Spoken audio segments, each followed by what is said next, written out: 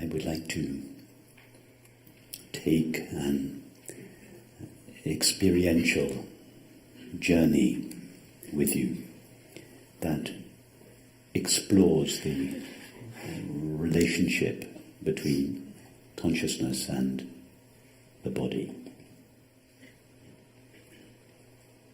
When I say an experiential journey, I mean a journey through the landscape of our experience.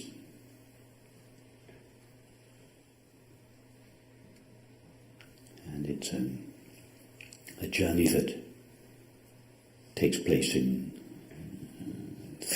that could be divided into three stages. Firstly, a brief summary of the conventional materialistic paradigm that informs our understanding of the relationship between consciousness and the body. Then moving into an exploration of consciousness itself, and then in the third step an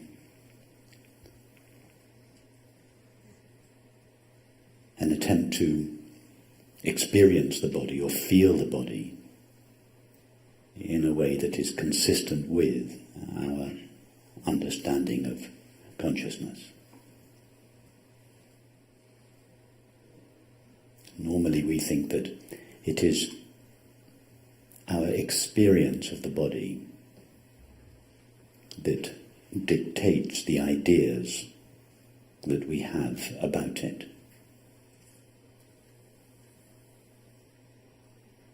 I would like to try to demonstrate that it is the ideas or the beliefs that we have about the body that dictate our experience of it.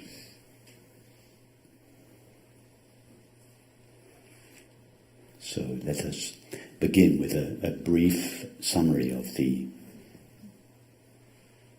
prevailing materialist paradigm that dictates our experience of the body and its relationship to consciousness,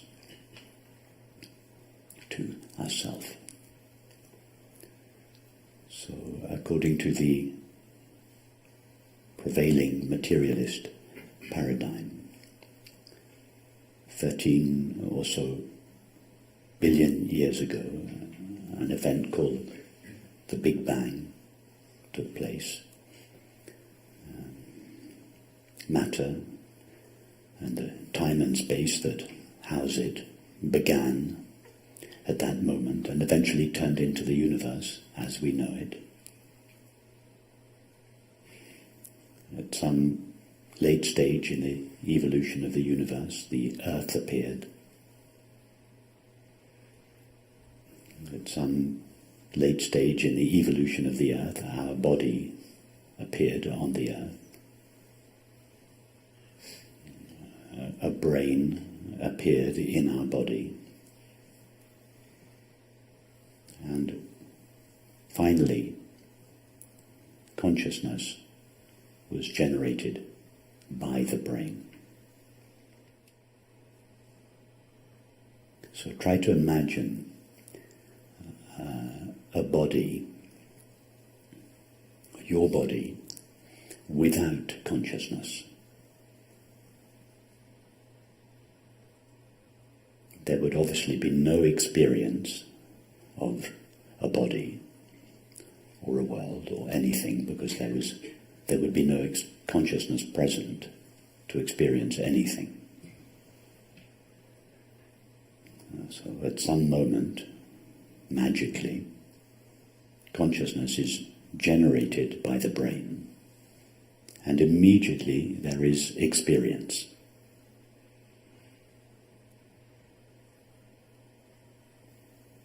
Immediately there is the experience of being myself.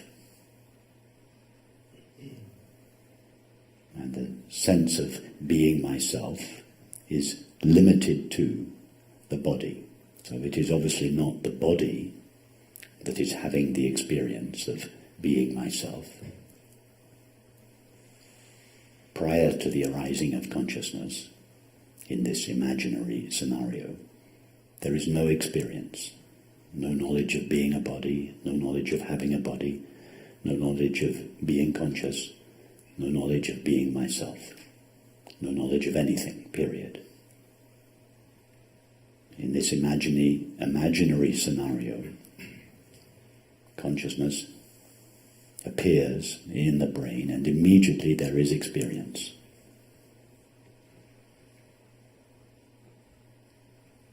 It is consciousness that has this experience. Consciousness's first experience is its experience of itself. The experience that it will later call I. But as consciousness looks around itself, so to speak, it finds that it is located within and limited to the body. So this feeling of consciousness being located in and limited to and generated by the body.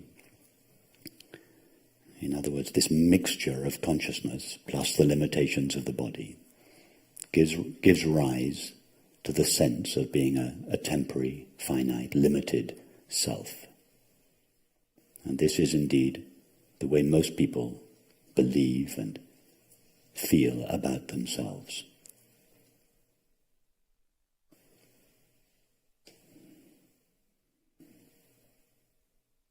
Because it is believed and felt that consciousness is a byproduct of and limited to the body, it is believed that consciousness appears when the body appears. It develops or evolves or ages as the body develops or evolves or ages, and disappears when the body disappears. This is the conventional view of the nature of consciousness and its relationship to the body. And it is the inevitable consequence of, or the extension of, the prevailing materialist paradigm. And whether we know it or not, it informs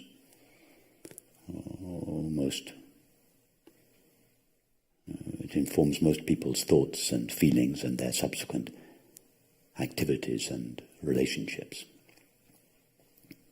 It is the prevailing paradigm that informs our world culture.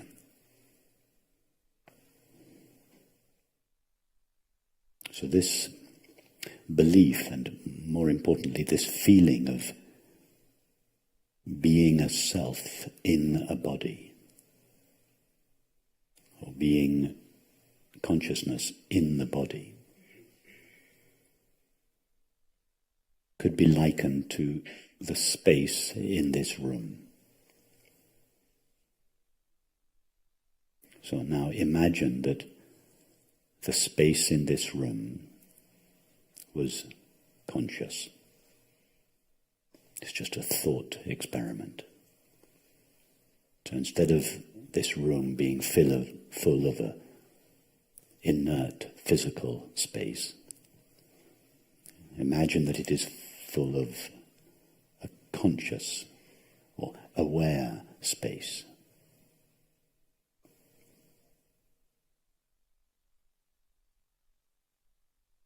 Now, this conscious, aware space that fills this room is analogous to the feeling of ourself that pervades the body. Our sense of ourself pervades the body like space pervades or fills this room. And if we were to ask this aware space in this room what its nature was, the space would, so to speak, look around and see that it ended at the four walls of this room. In other words, at first glance, the space would feel that it was limited to the room, that it shared the shape and the size and the qualities of the room. Just as if most people at their experience, if most people look at their experience of their self, they believe and feel that their self is located within and shares the limits and destiny of their body. And this mixture of our self and the body, or this aware presence or consciousness and the body, creates this amalgam called the separate self, or the finite mind, or the person. Now, going back to the analogy of the space in this room, if we were to say to the aware space in this room, don't look at the walls, but look at yourself. Take a sample of yourself. What is your experience of yourself? Not what is your experience of the shape or the size or the colour of the walls, but just take a sample of yourself. What do you find there? Do you find any limits there? So the aware space in this room would look at itself, so to speak, and it would find itself empty, transparent, without any shape, without any size, without any form. It would have no sense of being located in a room, because it is not looking at the room. It would be located in itself, so to speak. If you said to the space in the room, what will happen to yourself? We're talking to the aware space in this room. If we say to the space in this room, what will happen to yourself when this building is demolished? The space in this room will consider itself, and it will say, nothing will happen to myself. I will just remain exactly as I am. If we say to the space in this room, did you have any experience of yourself beginning when this building was erected? The space in the room will again look at itself and say, no, in my own experience of myself, I have always been here. I was here before this building was erected. I have remained the same throughout the life of this building, and when this building is taken down, I will remain the same. I won't suddenly be liberated from the limitations of this room. I am not limited by this room, even while this building is present. So, now do the same with yourself.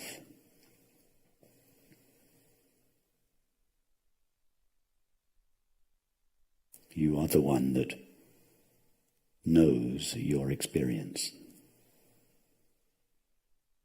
If we ask most people what is the nature of this knowing presence or knowing self, they will look at the body and say, myself appears in, is generated by, and shares the limits and destiny of the body.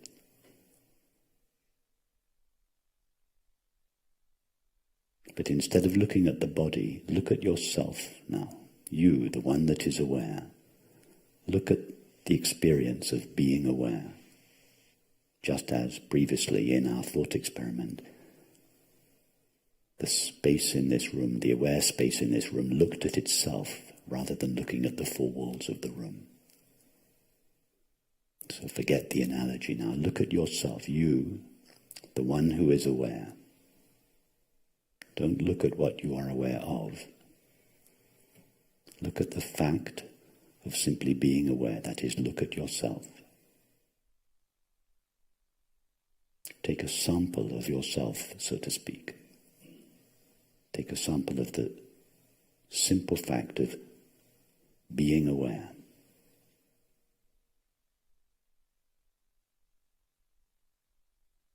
And don't allow that sample to be mixed up with anything that you are aware of.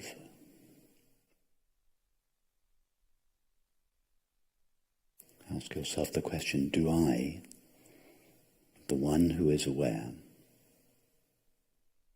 find any limits in myself? It's like the space in this room, taking a sample of itself and seeing if it can find any limits there. Don't think about this. Do the actual experiment. Take a sample of yourself. Just the pure experience of being aware. Everybody is now having the experience of being aware.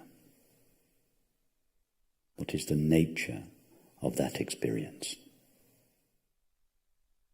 If we, the fact of being aware or awareness itself, were to take a sample of our thoughts, they would of course be limited. If we were to take a sample of sensations or feelings or perceptions, they would of course be limited.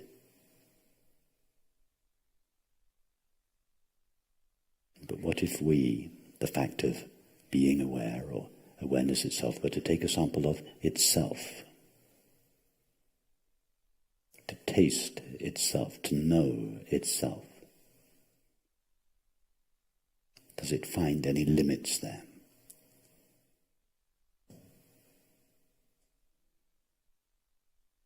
Ask yourself the question, what happens to the fact of simply being aware or awareness itself when, for instance, a thought arises? It's like asking the question, what happens to the space in this room when a person enters? Does its nature change? Does anything happen to the space, or does it remain as it always is? Likewise, when a thought arises, does anything happen to you, the fact of being aware or awareness itself? And when the thought leaves the presence of awareness or the space of awareness, has the space of awareness been changed in any way by the thought? It's like asking, when the person leaves the room, has the space of the room been changed in any way by the person? Or does the space always remain in the same condition?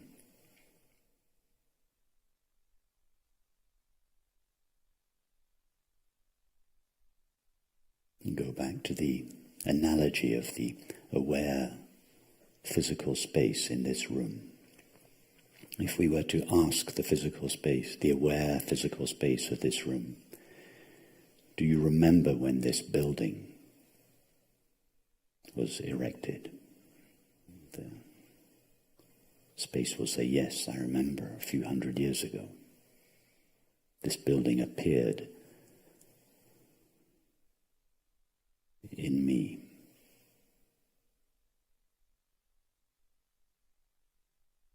And then if we ask the aware physical space, did you ever have the experience of yourself appearing? The aware physical space will say, no, in my own experience of myself, I have always been here. Forget the analogy, go to your experience of yourself, the fact of being aware or awareness itself, and ask yourself, do I have any memory of thoughts, images, feelings, etc., appearing? The answer is yes, of course. Thoughts, images, feelings, etc. are constantly appearing and disappearing. But now ask yourself, do I have any experience of myself appearing and disappearing? Me, the fact of being aware or awareness itself.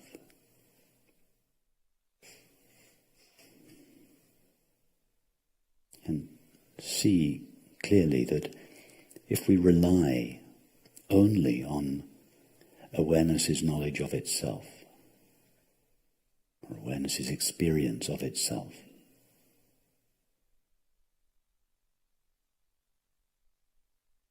that we have no knowledge of the beginning or the appearing of ourself.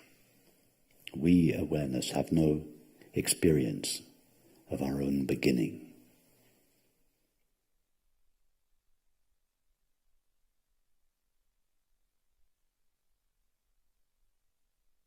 In our own experience of ourself, we, awareness, are ever present.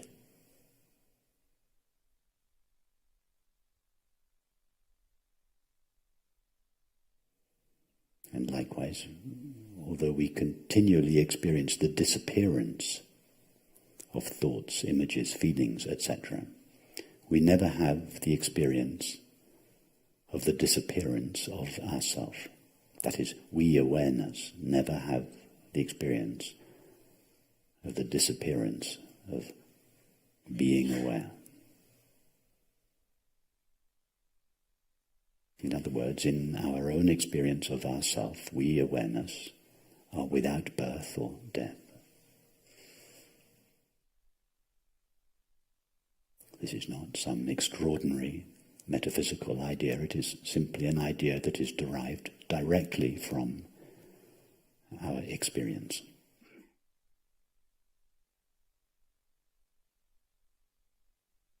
So just as if the imaginary aware space of this room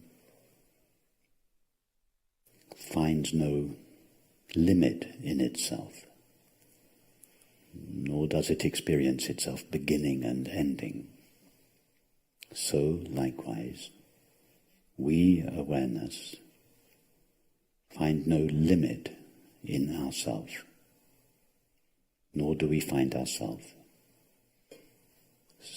beginning or ending.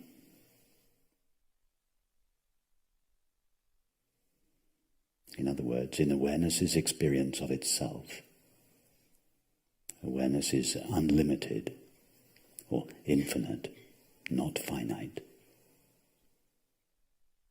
and ever present or eternal.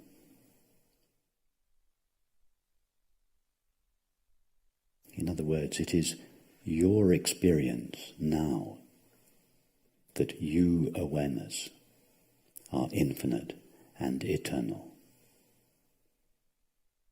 Don't be put off by the words infinite and eternal. They do not refer to some abstract, philosophical, metaphysical realm.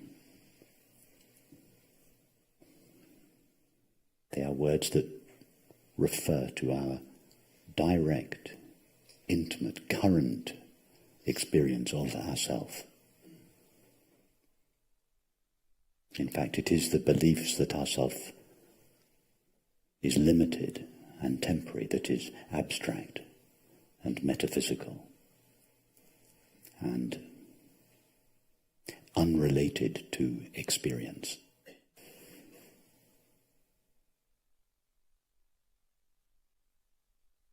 The self, or the awareness that we are, has not suddenly become infinite and eternal as a result of this investigation. It has simply been revealed as such. It has simply been liberated from an idea that was superimposed upon it. Its actual nature, the nature of ourself, the nature of awareness has not changed. The nature of awareness never changes. Just like the space of this room never changes. It did not become limited when this building was erected, and it will not be liberated when this building is taken down. Its nature has always been the same, relatively speaking. Likewise, the nature of our self-awareness is always the same, without limits and ever present.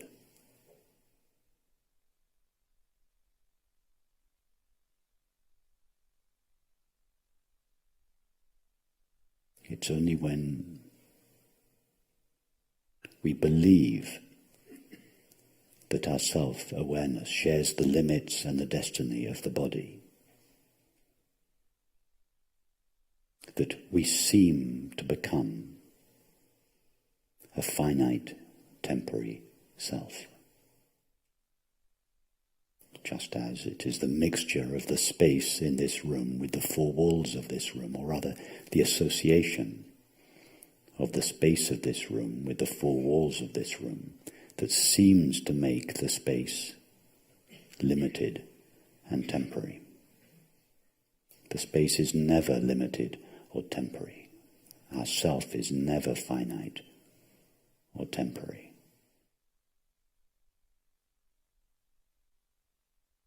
Know and feel yourself to be this unlimited and ever-present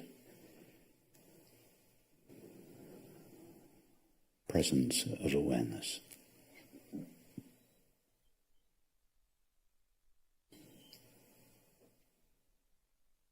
Now allow the experience of the body to come to your attention. If our eyes are closed, and I recommend we keep our eyes closed to begin with, our only knowledge or experience of the body is the current sensation or flow of sensations.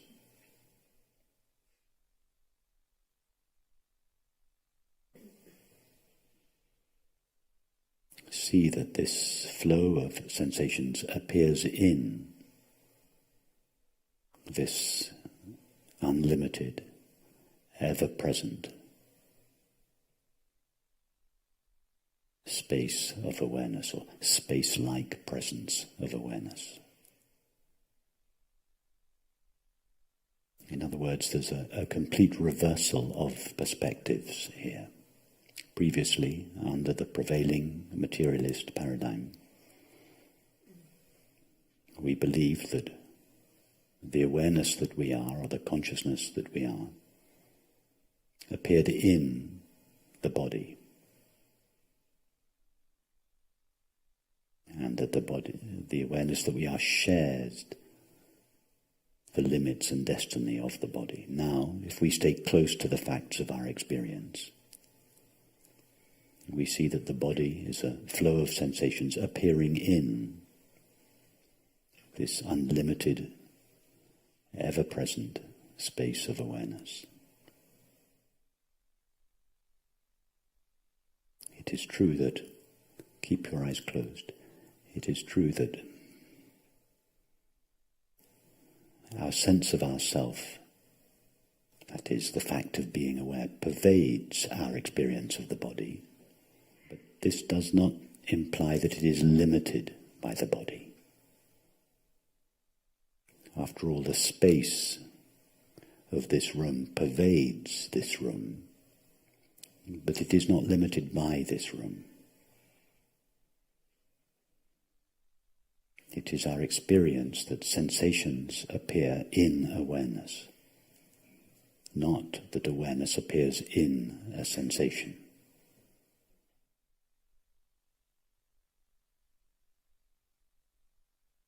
Now ask yourself the question, without reference to thought or memory? What do I know from my current direct experience about the sensation of the body?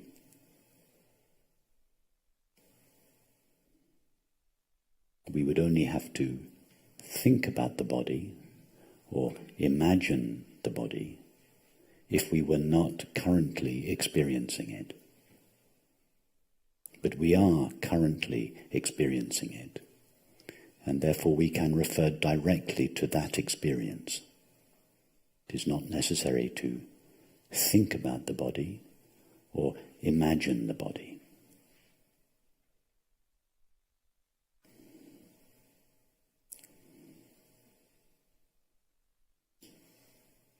If I were to ask you to go to your experience of your bedroom, say at home,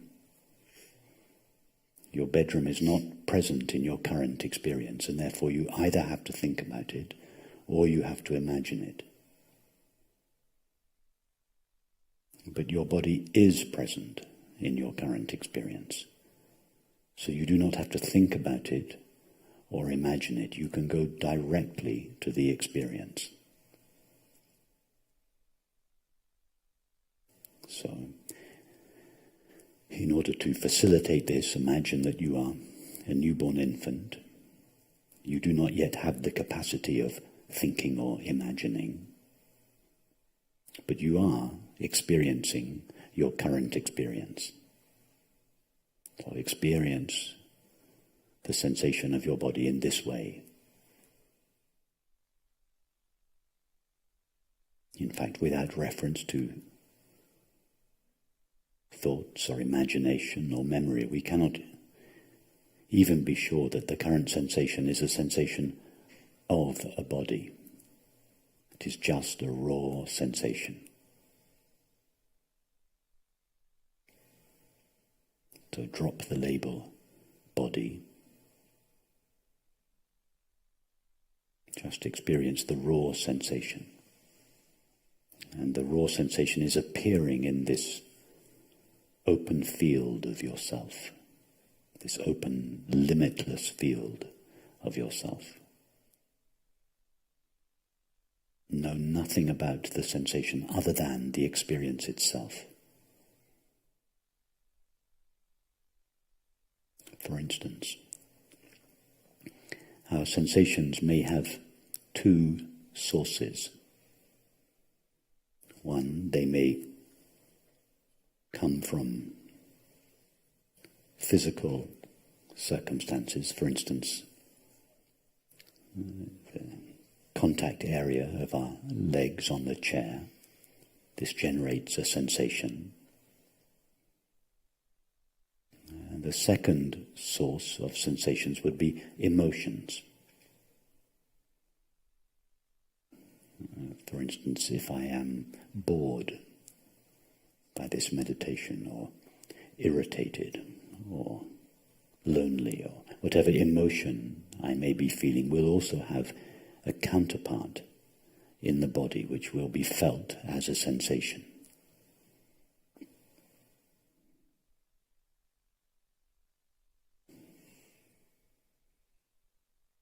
However, if we are a newborn infant, and we do not refer to thoughts or images or memories, we cannot distinguish these two types of sensation one from another.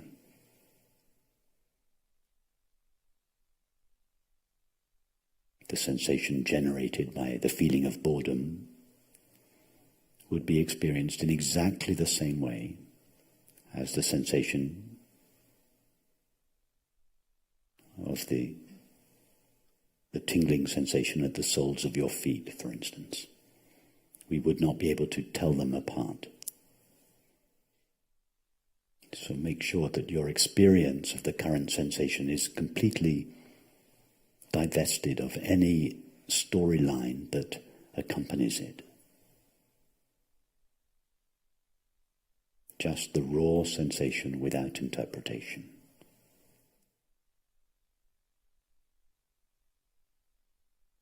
Ask yourself the question, does this sensation have a clearly defined border or edge?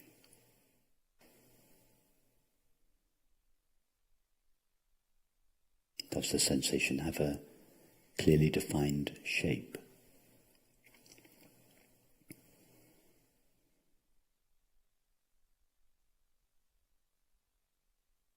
The purpose of these questions is not to answer yes or no. Don't allow yourself to answer yes or no to these questions.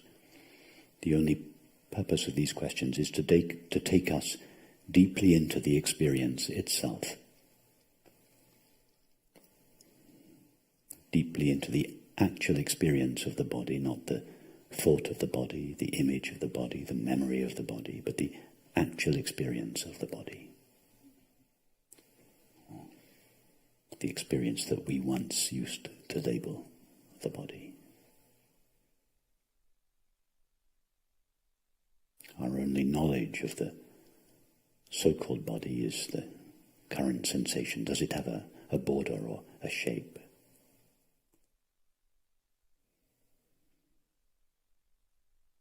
Does the current sensation have an age?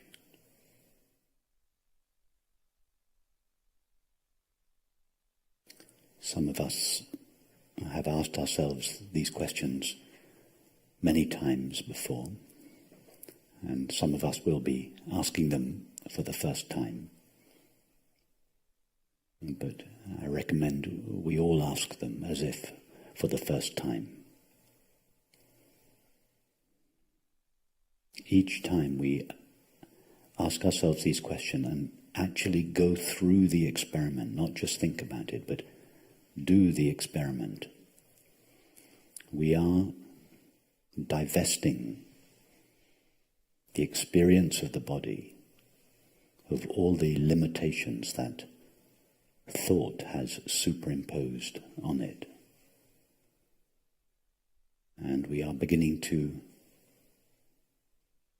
feel the body in a way that is consistent with the central idea, the central understanding of the non-dual perspective, namely that everything is known by, appears in, and is made of a single, infinite, indivisible reality made of pure consciousness.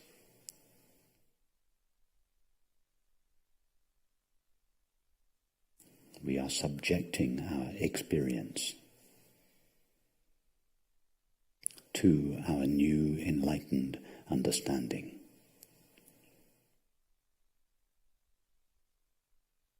Which is the equivalent in religious language to surrendering the body to God's presence.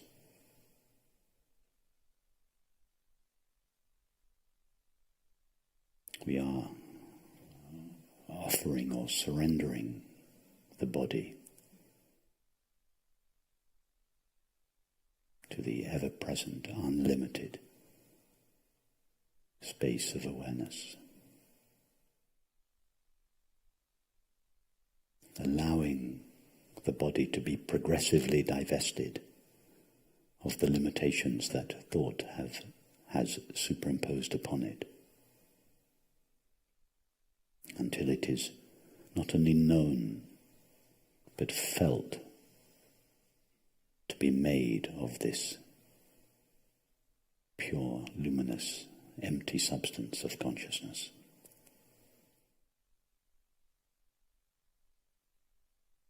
Ask yourself the question, does the current sensation have a size? Don't answer the question, just go deeply into the experience.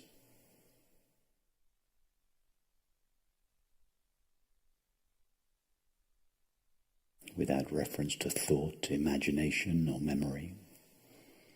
Does the current sensation have a gender?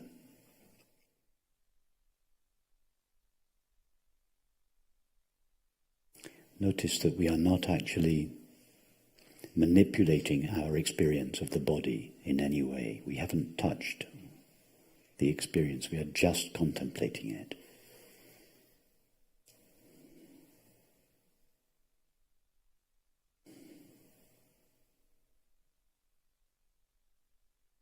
And in this loving, disinterested contemplation of the body, it is gradually divested of the layers of belief, the belief that it has a shape, a size, an age, a contour, a gender, etc. And as each belief is peeled away, so to speak, the actual experience of the body begins to emerge.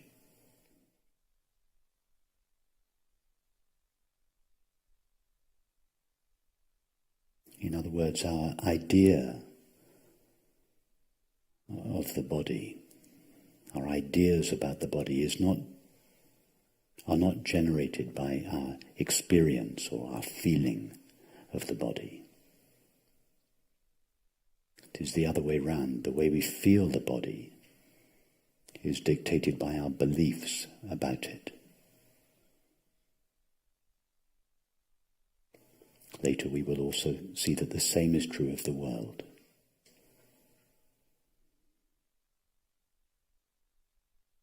Ask yourself the question, without reference to thought, imagination or memory, do I have any experience of the current sensation weighing anything? Liberate the apparent experience of weight from all preconceived ideas. Just experience the raw intensity of the sensation.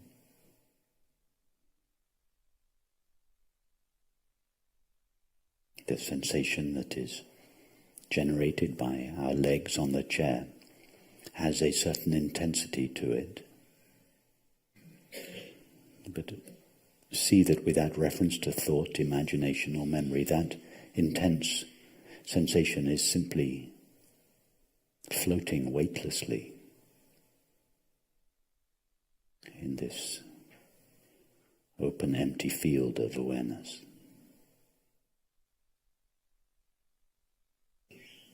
In other words, weight is not an experience, it is a concept.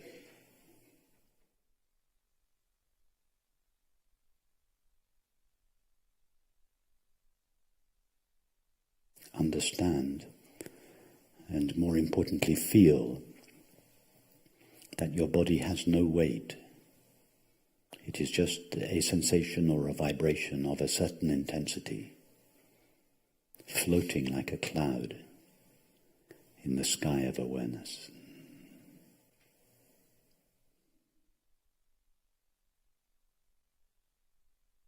Notice that even to suggest that the body is a sensation floating weightlessly in the space or the sky of awareness is to credit the body or the sensation with too much existence of its own. It is a legitimate formulation in the early stages of our investigation. But the closer we come to the actual felt sense of the body, the less accurate this description is. See that the experience of the body is not really a sensation, a discrete sensation, albeit suspended weightlessly in the sky of awareness. It is more like a vibration or a pulsation.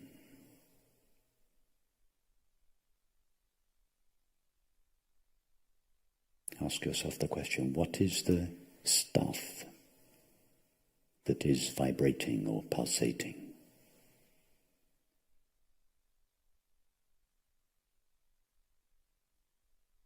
What is the substance whose vibration is this sensation? Don't think about this. Touch the stuff the vibration is made of. What is the stuff that is vibrating? You are experiencing the vibration. Therefore you must be experiencing, you are experiencing the substance it is made of.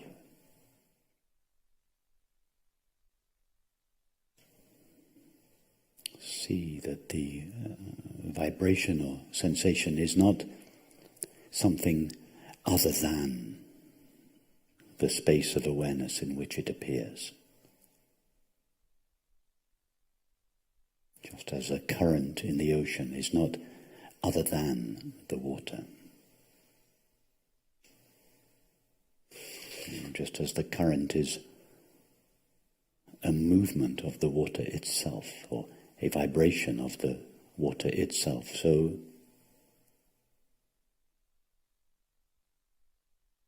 the experience of the so-called body is a movement of consciousness, the activity of consciousness, a vibration of awareness. If we, awareness, touch the stuff the vibration is made of, all we find is ourself,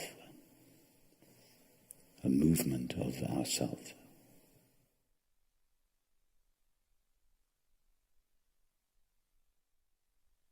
So the 3 stages of this journey could be summarized as follows. In the first step,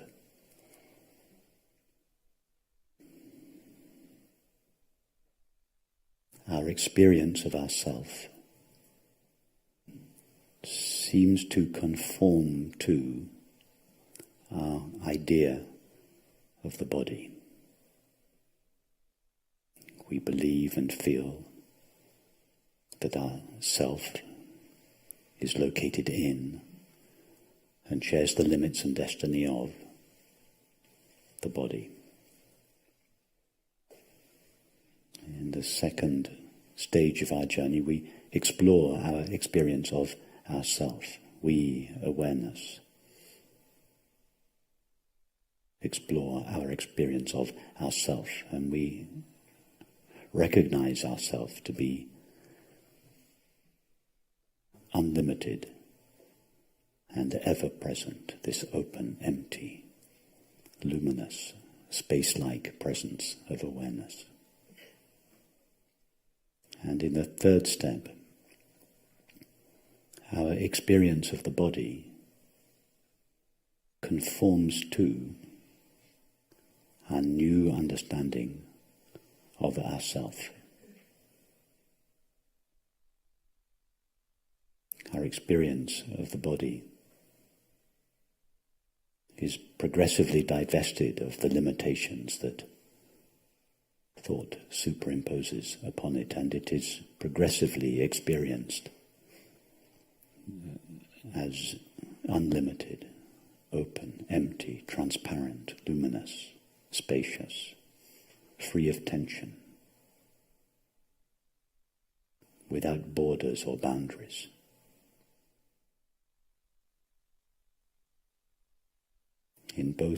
At both the beginning of our journey and at the end of our journey, we experience the body.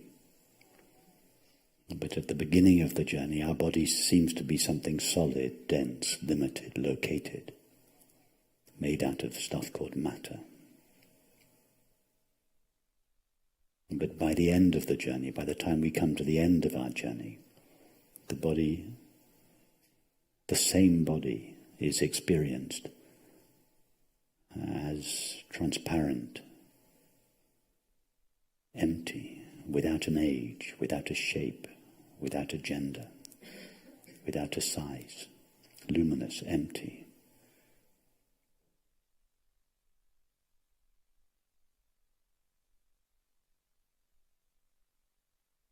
Without limits, spacious, sensitive, free of tension.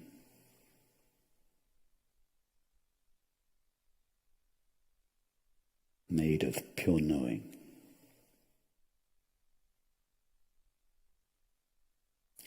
is necessary is now to take this new feeling of the body out into everyday life. And to feel the body in this way in the midst of our everyday activities and relationships.